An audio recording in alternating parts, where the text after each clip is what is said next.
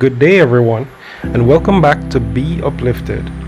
So much of who we are, what we do, and where we go in our lives stems from a simple source, and that place is our thoughts.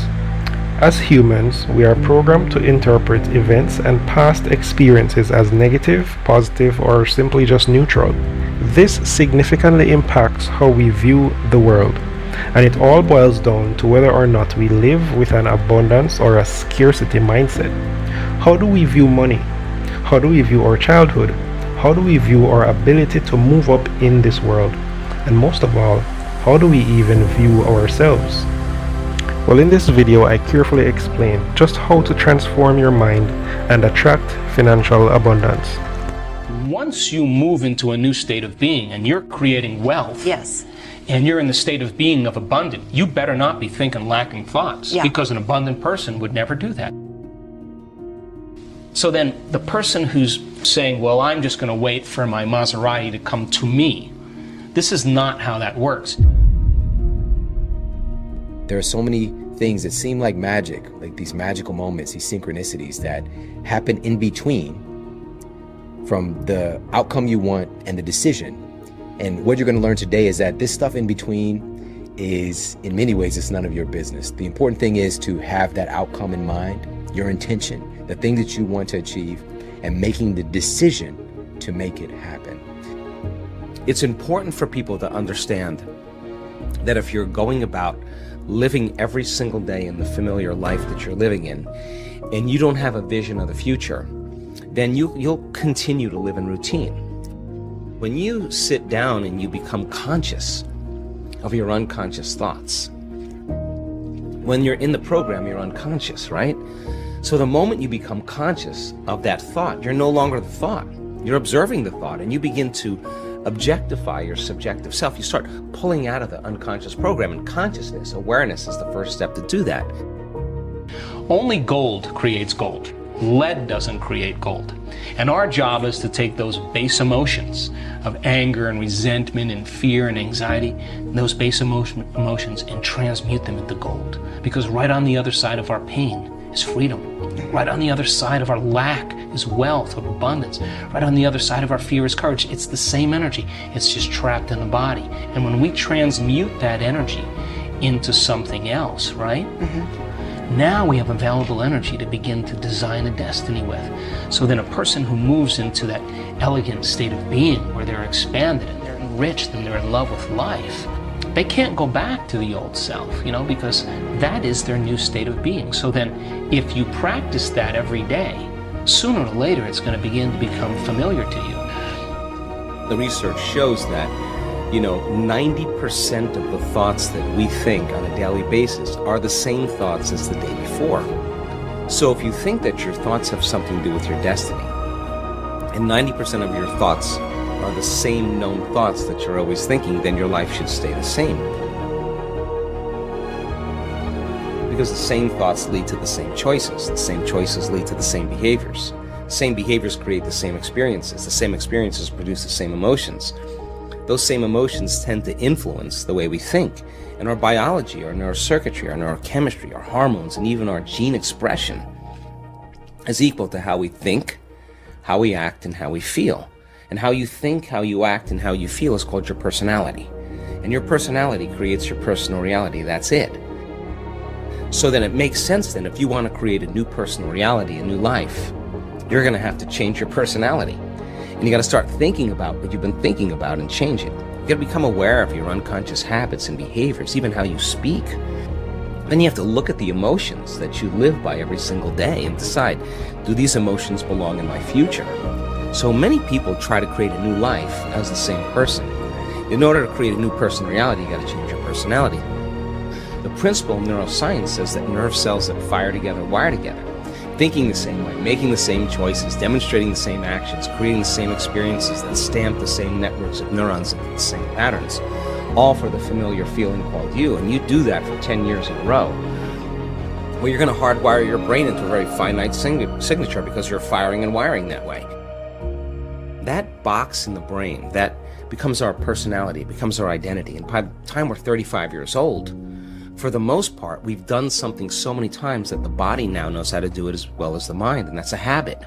So we have these unconscious programs of behaviors, automatic habits, redundant emotional reactions, hardwired beliefs, perceptions, attitudes that function just like a computer program. You press go and it runs automatically.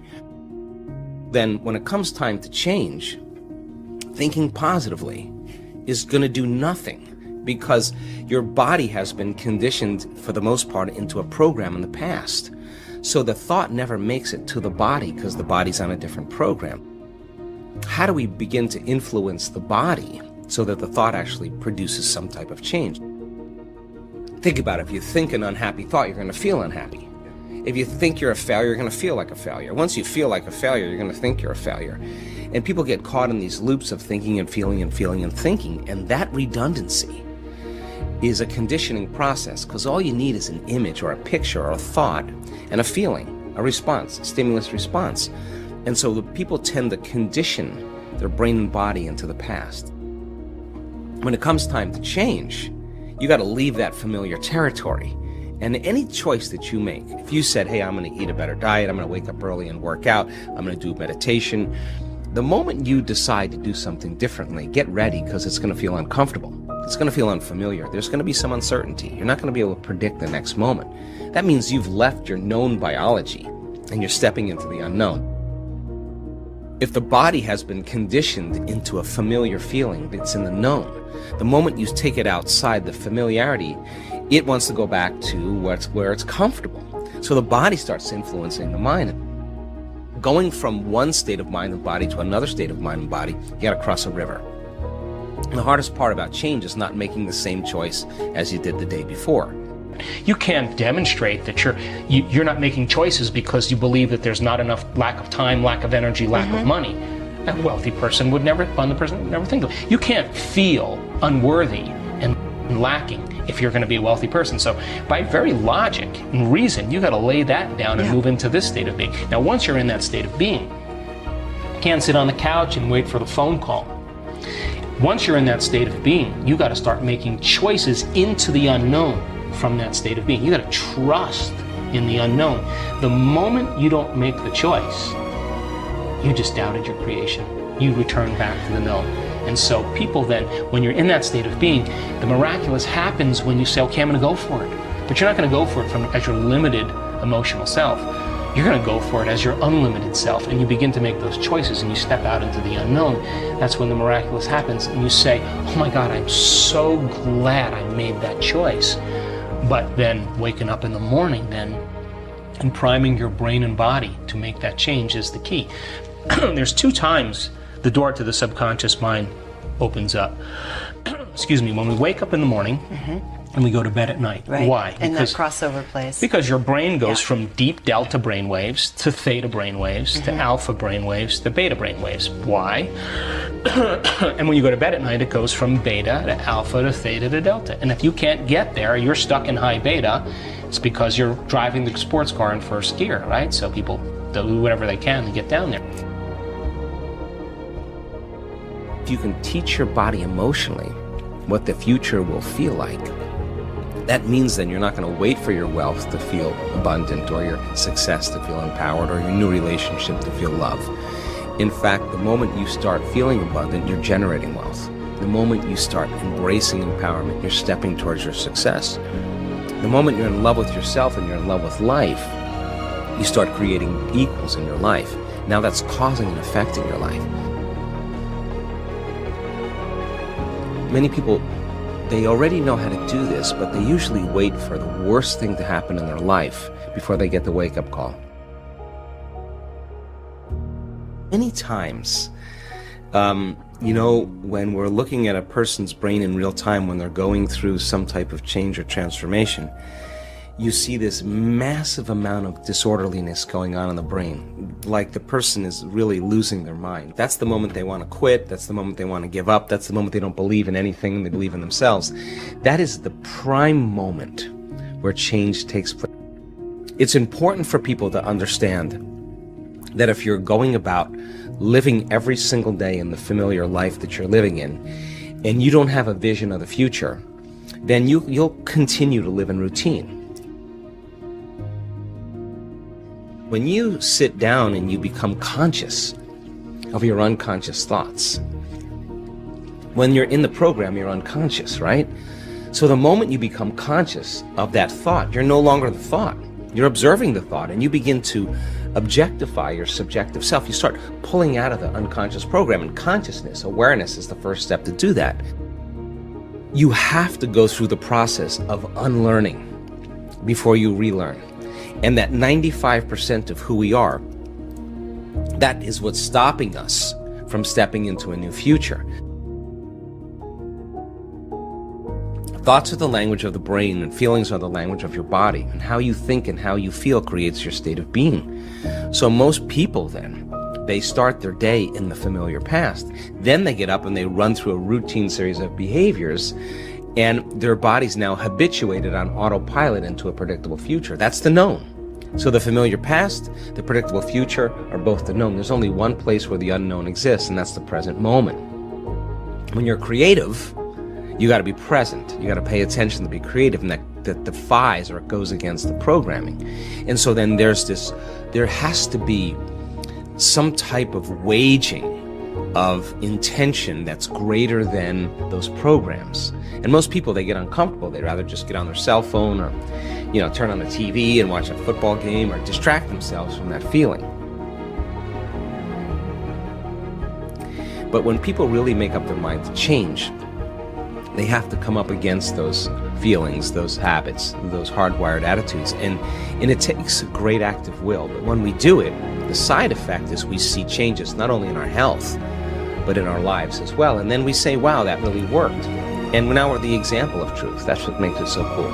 Yeah, so the goal is to lose our minds. Once people understand that they're going to be uncomfortable, then the question is, what thoughts do you want to fire and wire in your brain? What behaviors will you demonstrate in one day? And the act of closing your eyes and rehearsing who you're going to be when you open your eyes begins to install neurological hardware in your brain to look like you've already done it. Now the brain, which is typically a record of the past, now becomes a map to the future. And if you keep doing it, the hardware begins to become a software program, and you start behaving differently. The brain chemistry works in accordance with this. So when you wake up in the morning and the receptors in the back of your eye pick up light, the moment that happens, your optic nerve sends a signal to the pineal gland, and the pineal gland starts making serotonin. And serotonin is the daytime neurotransmitter. In other words, serotonin gets you up and going. It gets your brain turned on. The moment it starts getting dark at night and your eye is no longer picking up visible light, the mechanism starts to change, and now because there's less light, the optic nerve sends a signal to the pineal gland. The pineal gland takes serotonin and starts carving off a couple methyl groups and turns it into melatonin. And melatonin is the nighttime neurotransmitter. So Sarah gets you up in the morning, and Mel puts you to bed at night. Now, when serotonin increases, your brainwave patterns go into beta. That's because you're going to pay attention more to the outer world. When you're in meditation and you close your eyes and you eliminate light and it's dark in the room and you play music in the background, you put earplugs in, you're getting less sensory data coming in from your environment, so the neocortex is not so preoccupied with trying to create meaning between the outer world and the inner world. You're forgetting about the outer world, and the inner world is where you're cultivating something. When you close your eyes and do your meditation, then your brain waves move into melatonin. But if you're waking up in the morning and you're waking up at 5 in the morning, guess what?